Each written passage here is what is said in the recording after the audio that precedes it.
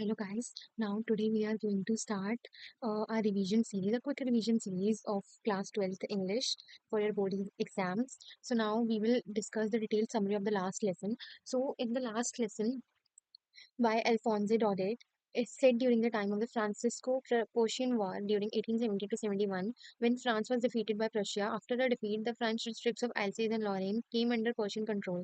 The story highlights the emotional impact of losing one's language and culture through the experience of a schoolboy named Franz and his teacher M. Hamel. So this story is started in a classroom in the times when France was defeated by Prussia and German Prussian soldiers were there after they won the war.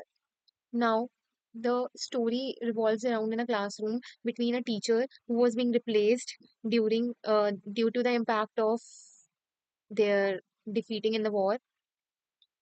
Now they have to learn another language instead of French, that is German.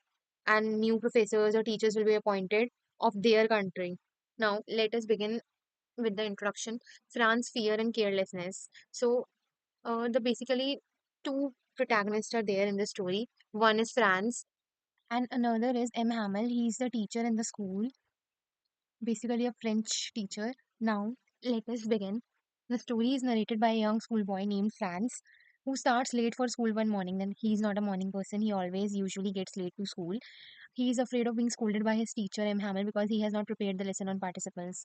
So he was first of all he was getting late. Then he didn't did his homework. So and he had a strict teacher, M. Hamel, who often scolds him, rebukes him for his carelessness and careless attitude, basically. He all usually forgets to complete his homework and to reach school on time. He was not punctual. On the way to school, Franz feels tempted to skip classes because the weather is pleasant and the birds are chirping. So he notices that on the way to school, the weather was very sunny and very pleasant weather. Birds were chirping, a bright sunny day, and the weather was also very pleasant. Even the sight of Persian soldiers drilling in the open field distracts him. Now, as we have noticed that the war, that they have lost the war, now he sees the sight of Persian soldiers drilling in the open fields. However, he resists the temptation and continues towards school. So that distracts him, and he wasn't okay with that. But still, he resists the temptation. He just ignores it and continues towards school. As Franz passes the town hall, he notices a crowd gathered near the bulletin board. For the past 2 years, all bad news related to the war had come from this board. Through curious, Franz does not stop to read it and rushes to school. Now, during war times, we have often seen that news, electricity, water supply, and everything, most of the things remain uncontinued. You can't have networks, mobile phones, and anything else which is a mode of communication. During war, people only get communicated or get aware of the news about what's going on through written media, that is newspapers, somebody via radios, and via these bulletin boards where any government or official just informs or pastes a notice regarding the latest info. So all the news related to the war were pasted on the bulletin board, and citizens residing there just read it and get aware of it. Now he just don't stop to read it because he's in a rush. An unusual atmosphere at school. When Franz reaches school, he noticed something very strange. When he reached school, he noticed that it was strange today. Usually there is a great noise and activity, desk opening, closing, students repeating lessons loudly, and a teacher striking the table with his ruler. But that day everything is usually quiet like Sunday morning. So he was like, it's very strange. This is very calm, very pleasant. मतलब बहुत शांति थी classroom में. And usually, if we even remember our school times, when we enters in a class, when we enter in a classroom, teachers are just reciting all the lectures, and students are chirping, talking with one of their friends, and some are distracted. Even backbenchers are in their own world, and front benches are just listening to the attentive lectures. Now, every vibe is different in a classroom, but on that day, everything was quiet. Just strange silence was covered in the whole room. So he got amazed by this. Now Franz feels nervous as he enters in the room. He was nervous that he came to class late and was expecting punishment. Surprisingly, M. Hamel speaks kindly and asks him to take his seat. Surprisingly, his teacher says nothing to him. He not even rebukes him. Instead of irony is that he just told him that you can take your seat. Franz then observed several unusual things. Now, the first unusual thing was like the classroom was in an awkward silence. Then his strict teacher didn't rebuke him as he came late. So that was a surprising part for him. And then he started observing numerous unusual things in the class that day. M. Hamel is dressed in a special green coat, frilled shirt, and an embroidered cap, which he normally wears on only on special occasions. So so according to him, there was no such special day. Then why M. Hamel is dressed in such fancily in a very occasional outfit, green coat, frilled shirt, embroidered cap, which he normally wears on special occasions, and he has not been informed of any such occasion yet. Now, village elders such as Old Hauser, the former mayor, and the former postmaster are sitting quietly at the back of the classroom. Now, all the important pivotal men or professionals of the village were sitting at the back of the classroom. So he was like, what is going on? Why they have come here? There's such special occasion or what is happening? So he is very confused. He's in a dilemma of what is going on. The entire atmosphere appears serious and sorrowful. Entire atmosphere is appearing serious, sorrowful, and not mesmerizing. There was something awkward, something strange, according to him. And that was the announcement of the last lesson.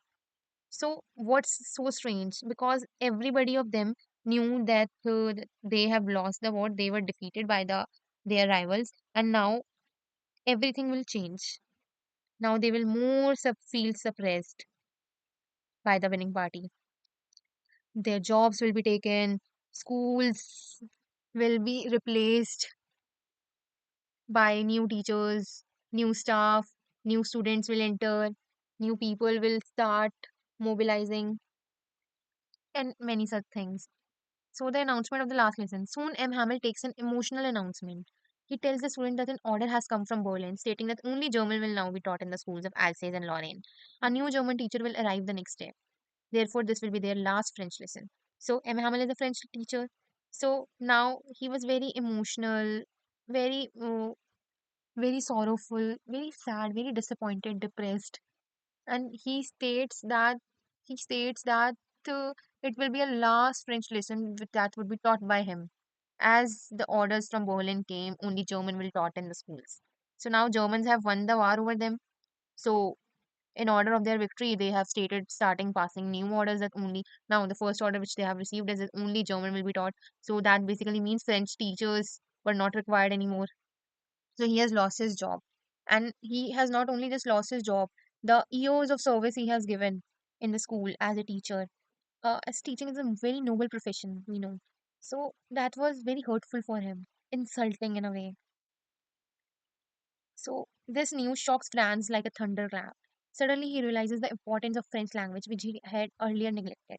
He regrets wasting time playing and avoiding studies. His works, which was once seemed boring and heavy, now appear precious to him.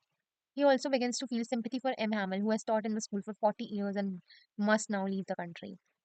Now, Franz, these words were like a thunderclap for him. He was very amazed. मतलब कहते हैं ना पैरों तले जमीन निकल जाना. He was that amazed. And suddenly he realizes the importance of all the things. Basically, the importance of time, doing things on time. That if he had earlier uh, uh, had known the importance or understood the importance of how important French language is, which he had always neglected. He regrets wasting time and rather than focusing on the studies.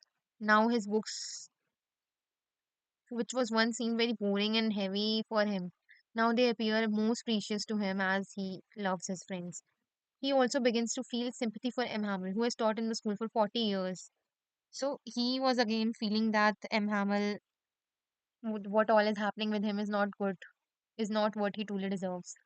Now, realization and collective guilt.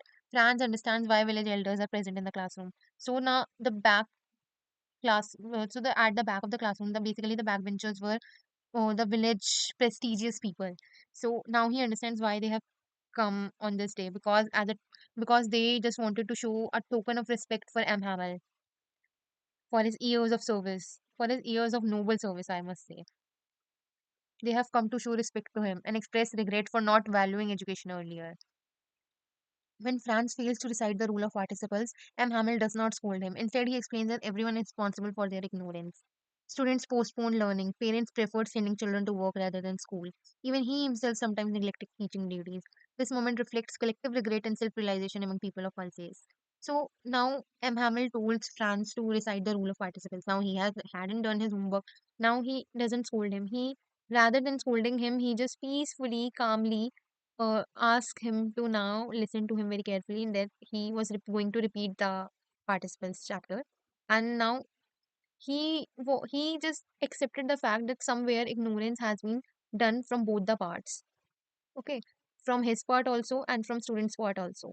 Students postponed learning and they were attracted or distracted, you must say, towards games, towards other distractions. And parents also preferred sending their children to work rather than in school. So, and even he himself sometimes neglected teaching that seriously. Now, this moment reflects collective regret and self realization among people. Now, M. Hamel just states the importance of French language, how precious it is, how beautiful, clear, and logical language it is in the world because it's their mother tongue, so it's very precious for them. According to him, language represents a nation's identity and freedom. And now their identity, freedom, is being snatched by Germans. So that's very hurtful for them. He says that when people are enslaved but continue to preserve their language, it is as if they possess the key to prison. Though the statement, the author emphasizes that language is a symbol of cultural identity and resistance.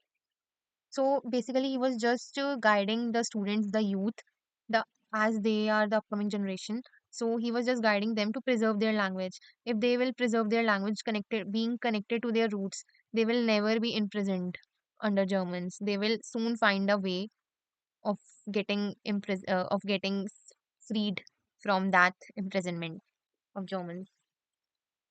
They will soon find a key to their independence. Now, as the language is a cultural symbol of identity and resistance. The emotional last class. During the lessons, Franz noticed that he understands everything clearly.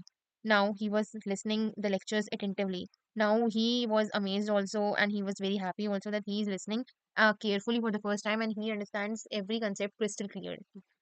Now M. Hamel also teaches very patiently, as if he was trying to give all the knowledge he had ever gained in his life in all these experienced years to students in in the last day, as maybe he won't be able to teach them again.